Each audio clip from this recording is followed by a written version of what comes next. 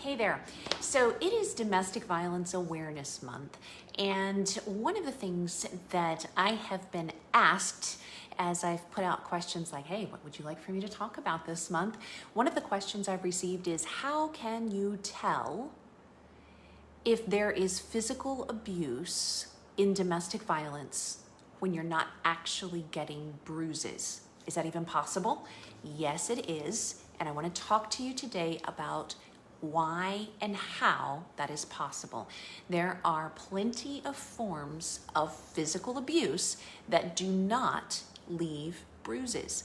A lot of times we think of domestic violence, we think of black eyes, we think of going to the hospital, needing to go to the emergency room, but not all physical abuse in domestic violence actually involves getting hit or having some physical sign of being assaulted. So if you're watching this right now and you have a passion for this topic in Domestic Violence Month, Domestic Violence Month, oh my goodness, it just completely messed up my words there. Or if you know someone that you are worried about and you are hoping they could see this, this is a great time for you to hit share and repost this. Please repost it and share it so that others who desperately need to know can have the information that they need to recognize domestic violence. There are actually 13 forms of abuse in what we call the systems of abuse list under domestic violence, or there are 13 forms of power and control in systems of abuse. And these can apply to churches, families, workplaces, friendships, dating relationships, marriages, and so on. Today, I'm going to talk about just one of them. If you want to get my book called Systems of Abuse, it's a guide to recognizing toxic behavior. It's an ebook, super short, but super informative. I will drop a link to that in the comments and in the description of this video when I am done. But you can also find that on www.wilderness2wild.com. You need the www in front of it, wilderness2wild.com. And the book, if you just scroll down right there, Systems of Abuse, a guide to recognizing toxic behavior. So today I want to explain ways that physical abuse and domestic violence can be taking place without someone ever hitting you. First of all, we have to understand that the mindset of abuse is one of power and control, the entitlement to power over. So that's actually the 13th form of abuse in the systems of abuse. And so it's kind of like the center spoke, the mindset, the overall entitlement mentality. This is why when we have an abuse system, when we have abusive behaviors, we can't fix the problem by just changing the behaviors on the outside. We have to actually address the mindset of entitlement to power that is present in the person doing the abusing. This is also why if you react to abuse in a way that makes you disappointed, it does not necessarily make you an abuser, because abuse systems they're rooted in the need to take power over other people, an entitlement to control others. If you are reacting to being controlled, being under someone else's power in an abusive way, that does not make you an abuser. It might mean you need to unlearn abusive tactics or abusive patterns or abusive coping methods. But anyway, moving on.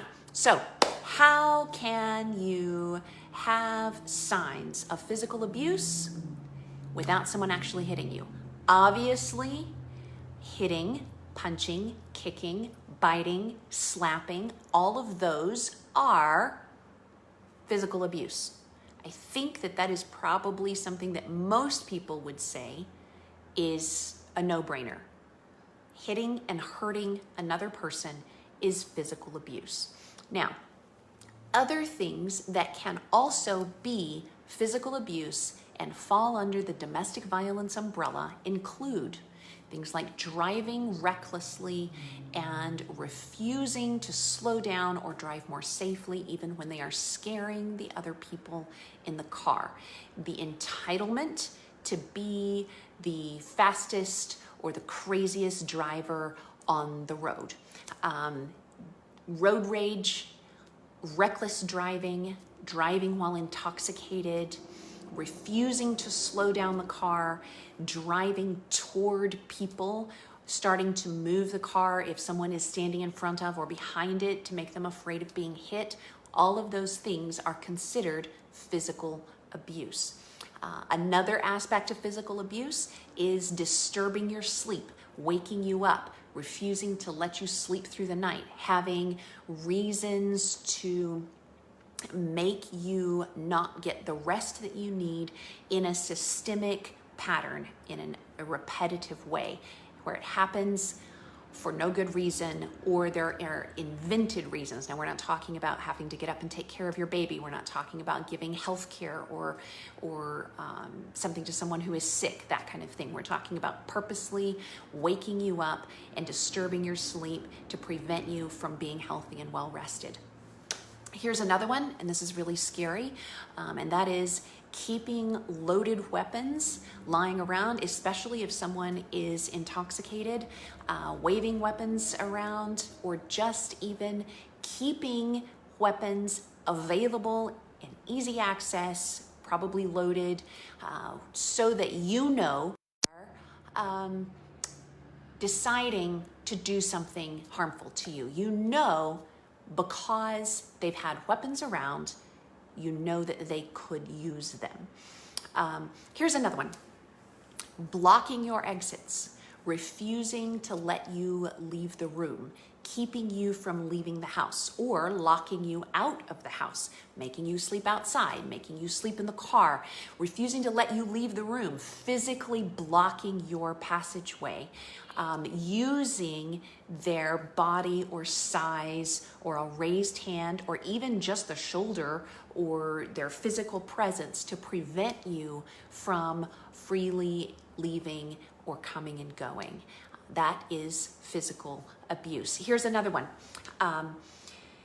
Choking, restraining, preventing you from breathing, breath control, arms around you, hands around your neck, pillow over your face, anything else over your face, anything that is obstructing your access to breath, unfettered access to breath.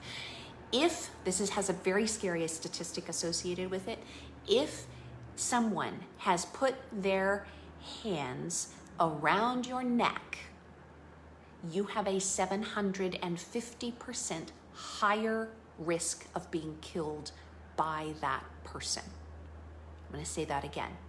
Statistics show that if someone has put their hands around your neck, even in non-fatal choking, it doesn't have to have left bruises, you have a 750% higher risk of being killed by that person, especially in a domestic, in a relationship, in a controlling, coercive, domestic violence kind of relationship. Now, I see someone asking, can women do this to men as well as the other way around?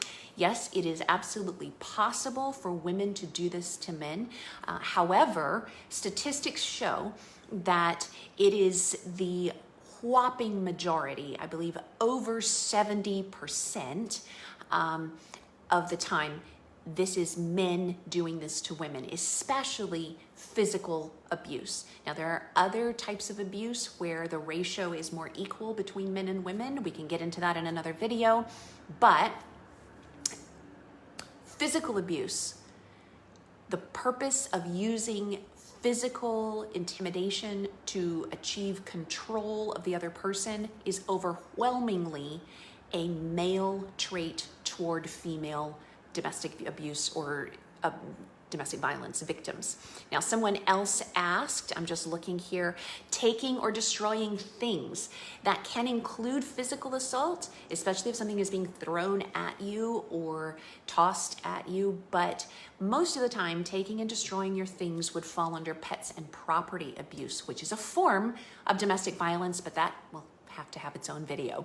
Another thing that someone mentioned here is not just guns, but swords and knives as well. Absolutely, whether it's arrows, darts, guns, knives, swords, weapons of any kind that are kept around so that you know, even if you just know subconsciously, deep down, you know that you shouldn't cross this person because they have these weapons and they are capable of potentially, you're scared of what they might do.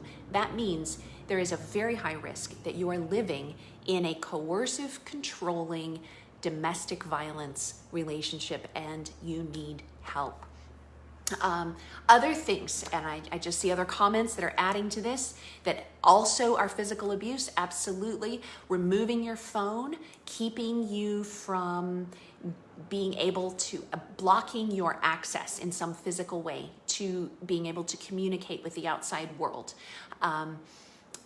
Something that would fall under this category would be things like tampering with your vehicle. So that you can't leave. That's another way of blocking you from leaving, preventing your escape to freedom or finding help. Telling you to commit suicide is physical abuse. So let's see. Destroying or hiding your medication, that's physical abuse. Destroying or removing access to medical things that you need, things like your wheelchair, your hearing aids, or seizure medication, these kind of things, all of those can cause physical responses. They cause physical damage. They prevent you from being mobile and free to make your own decisions. That is physical abuse. Now, other things that can include that would be preventing you from even getting medical care. Not taking you to the doctor when you're sick, refusing to let you take medication, refusing to let you go to the ER, talking you out of your need for medical or physical care. That's physical abuse. Throwing things, obviously, that would be pretty straightforward, but a lot of times people think, well, they never hit me, so there's no physical abuse, but you've had a phone chucked at your head when they were angry, or you've had something thrown in the kitchen, or they've walked in while you're reading a book and they've grabbed the book and thrown it at you, and it may have left a bruise or a scrape or a mark on your leg or your arm or something, but you're thinking, he didn't hit me, he's not physically violent. That is physical abuse. Slapping, hitting, kicking, punching, biting, pinching, spitting, choking, all of it is physical abuse. We actually categorize emotional and psychological and verbal abuse as forms of physical abuse as well. Do you know why? Because, not because they leave physical bruises, but because they are contributors to the onset of chronic illnesses, of intensely high stress, and stress brings chronic illnesses. So if someone is abusing you in a way that damages your health, then that abuse, whether it is emotional or psychological or verbal or sexual, is causing damage to your brain and organ tissues. That means it has become physical abuse. So the physical abuse category of domestic violence and dangerous relationships is actually much broader than just getting a black eye or a busted lip or having your arm bruised or something like that. It is a broad category. It includes physical intimidation. It includes a wide number of behaviors and controlling activities that are all intended to control you and keep you under someone's power. If you think about it that way, then you are more easily able to recognize what physical abuse actually looks like. If this is you, if you've just watched this or someone's shared it with you and you are thinking, wow, oh my goodness, I didn't realize, but some of this sounds like things I've experienced or I am experiencing, then definitely reach out to the National Domestic Violence Hotline. Definitely see if you can get help with someone who is an advocate or a shelter in your area. You are potentially in danger if this is your environment on any level, and I strongly encourage you to be willing to just check with someone, anyone who might be able to give you help.